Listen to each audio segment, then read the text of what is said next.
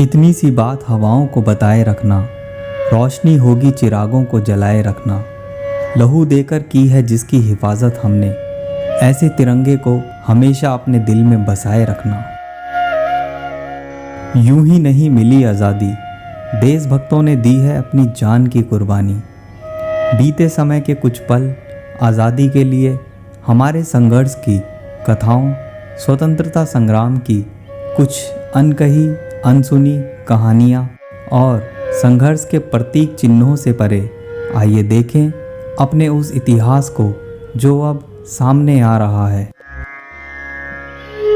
ये कहानी है लाला हरदयाल जी की। लाला हरदयाल जी का जन्म 14 अक्टूबर 1884 को दिल्ली में हुआ था। इनके पिता का नाम गौरी दयाल माथुर था और इनकी माता का नाम भोली रानी था। लंदन में लाला हरदयाल जी भाई परमानंद, श्याम कृष्ण वर्मा आदि के संपर्क में आए। उन्हें अंग्रेज सरकार की छात्रवृत्ति पर शिक्षा प्राप्त करना स्वीकार नहीं था। उन्होंने श्याम कृष्ण वर्मा के सहयोग से पॉलिटिकल मिशनरी नाम की एक संस्था बनाई। इसके द्वारा भारतीय विद्यार्थियों को राष्ट्र की मुख्य धारा में लाने का प्रयत्न करते रहे। हरदयाल जी पंजाब नामक अंग्रेजी पत्र के संपादक बन गए। उन्होंने पेरिस जाकर वंदे मातरम और तलवार नामक पत्रों का संपादन किया। 1910 में हरदयाल जी सैन फ्रांसिस्को अमेरिका पहुँचे।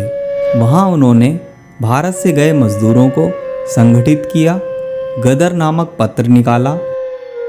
गदर पार्टी की स्थापना 25 जून 1913 में की गई थी।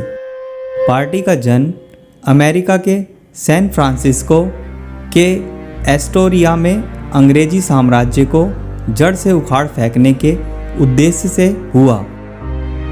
गदर नामक पत्र के आधार पर ही पार्टी का नाम भी गदर पार्टी रखा गया था।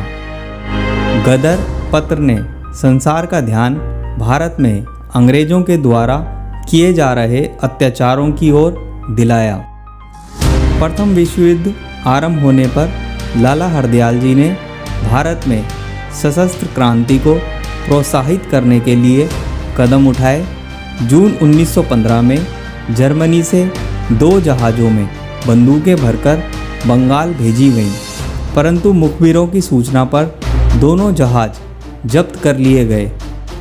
लाला हरदयाल जी 4 मार्च 1939 को देश के लिए बलिदान हो गए। ऐसे महान क्रांतिकारी को देशवासियों का शत शत नमन।